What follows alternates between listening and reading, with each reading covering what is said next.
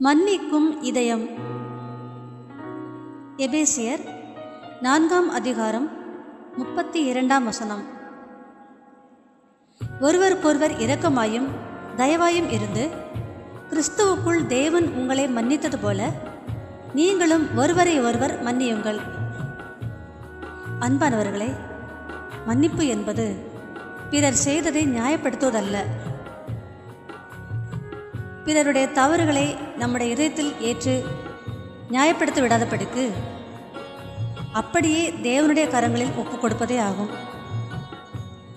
ஆனால் சில நேரங்களில் நாம் முதலில் அவன் வந்து நம்மிடம் மன்னிப்பு கேட்கட்டும், பின்பு நான் அவனை மன்னிக்கிறேன் என்று நினைக்கிறோம். ஆனால் கிறிஸ்து சிலுவையில் நமக்கு அப்படிப்பட்டதான மன்னிப்பை காட்டவில்லை. நாம் தகுதியுடையவர்கள் ஆனதுக்கப்புறம் அவர் நம்மை ஏற்றுக்கொள்ளவில்லை.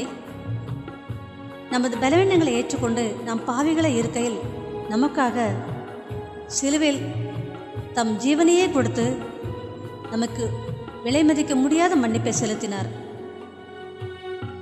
இப்படி காட்டுவதுதான் ஒரு உண்மையான கிறிஸ்தவனின் மன்னிக்கும் குணமாகும். ஒருவேளை இன்றைக்கு நாம் யாரையாவது மன்னிக்கக்கூடிய சூழ்நிலையில் இருக்கிறோமா? நம்மிடத்தில் மன்னிக்கும் குணம் இருக்கிறதா?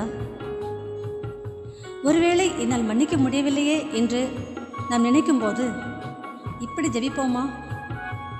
தேவா, என்னுடைய தவறை மன்னிப்பதற்கு நீர் கிருபை காட்டினது போல பிறருக்கு நான் அந்த கிருபை காட்டி மன்னிக்க எனக்கு கற்றுத்தாரும் என்று ஜெபிப்போமா? ஜெபம் செய்வோம். எங்கள் அன்பின் பரிசுத்தமுள்ள தகப்பனே, அப்பா, ஒருவர் தவறை நாங்கள் குற்றப்படுத்தாதபடிக்கு நீர் எப்படி எங்களுக்கு சிலுவையில் மன்னித்தீரோ அதே அன்பை பிறருக்கு செலுத்தி நாங்கள் முழு மனதோடு மன்னிக்க எங்களுக்கு கற்றுத்தாரும்.